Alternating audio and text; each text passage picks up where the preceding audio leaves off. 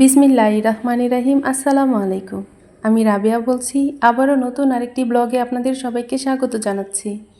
দূরে ও কাছে যে যেখান থেকে আমার আজকের ভিডিও দেখছেন, আশা করি আল্লাহর অশেষ রহমতে সবাই খুব ভালো আছেন।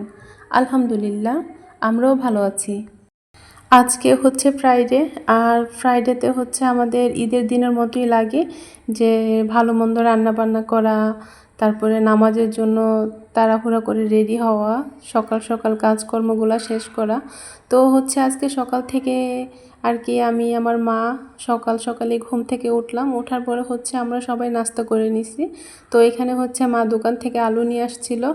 এখন হচ্ছে আমি আলুগুলো আর কি ঝুড়িটাতে গুছগাছ করে রাখতেছি। এখানে আলু, পেঁয়াজ আর রসুনগুলাই রাখবো।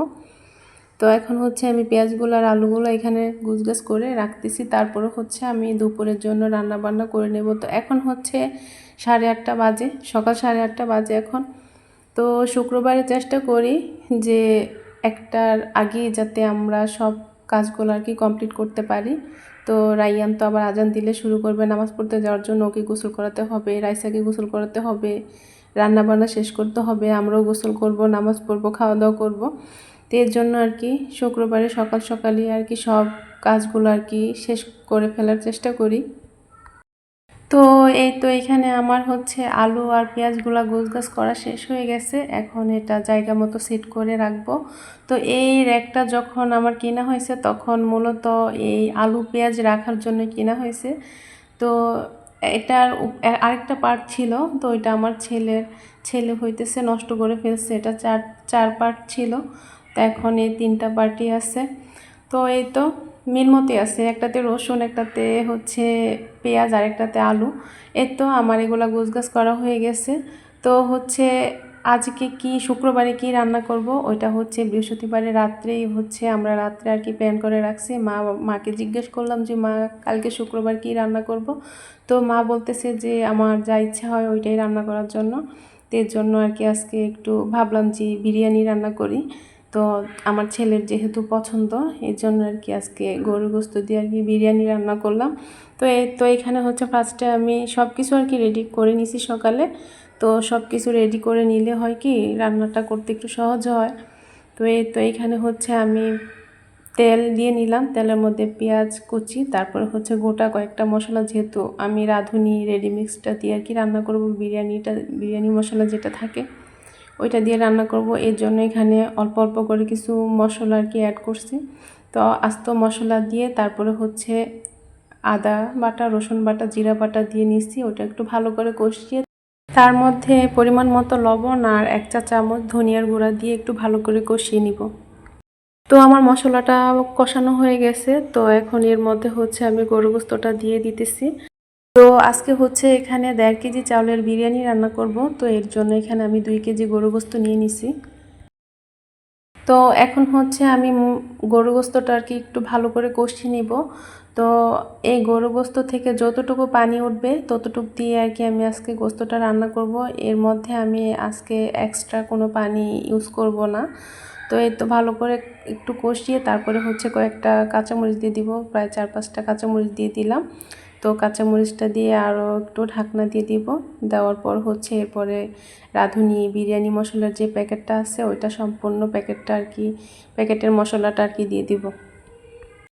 এখন হচ্ছে আমি মশলাটার সাথে ভালো করে গোশতটা মিশিয়ে নিব। মিশিয়ে নেওয়ার পর হচ্ছে আমি ঢাকনা দিয়ে রাখবো, আরও কিছুক্ষণ আর কি ভালো করে কষাবো।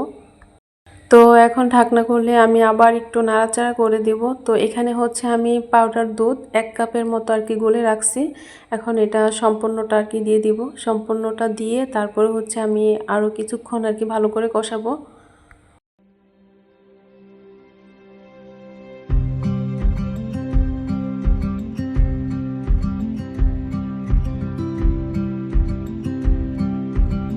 আমার আজকের ভিডিও দেখতে দেখতে যদি কোথাও কোনো অংশ একটু ভালো লেগে থাকে তাহলে আমার চ্যানেলটি সাবস্ক্রাইব করে রাখতে পারেন। আর যারা অলরেডি সাবস্ক্রাইব করেছেন তাদেরকে অসংখ্যবার ধন্যবাদ জানাই।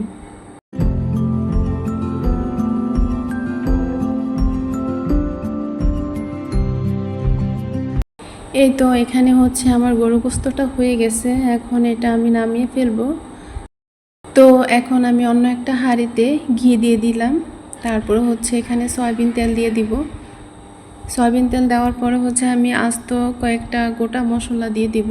এর মধ্যে হচ্ছে আমি একটু ভালো করে নাড়াচাড়া করে একটু পেঁয়াজ কুচিগুলা দিয়ে দিব।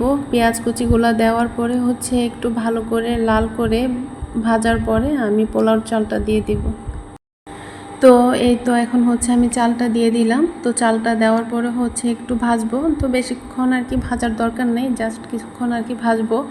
তো ভাজার পরে হচ্ছে আমি অন্য একটা চুলাতে পানি বসিয়ে দিছি।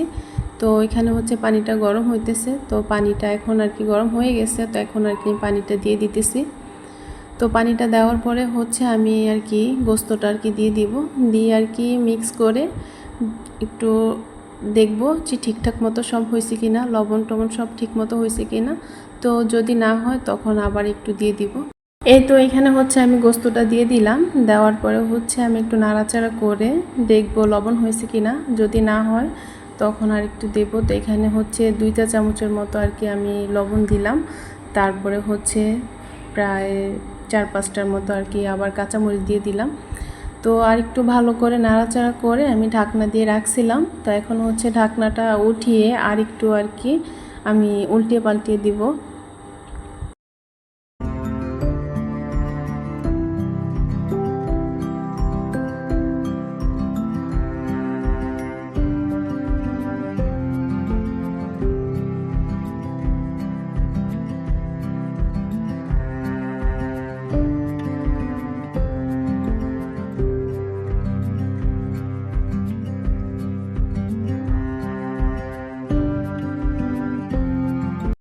এই তো এখানে আমার আজকের বিরিয়ানি রান্না কমপ্লিট। তো এখন হচ্ছে আমি আমার ছেলেকে গোসল করাবো। গোসল করিয়ে হচ্ছে ওকে আমি নামাজে পাঠাবো।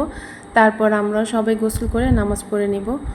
তো এই তো এখন হচ্ছে আমরা টেবিলে বসছি খাওয়া দাওয়ার জন্য। এখন হচ্ছে আমরা খাওয়া দাওয়া করব। তো এই তো আপনারা সবাই ভালো থাকবেন, সুস্থ থাকবেন, সুন্দর থাকবেন, আর আমাদের জন্য দোয়া করবেন। আমরাও আপনাদের জন্য দোয়া করি। তো এখানেই আমি আমার আজকের ভিডিও শেষ করলাম। আল্লাহ হাফিজ, আসসালামু আলাইকুম।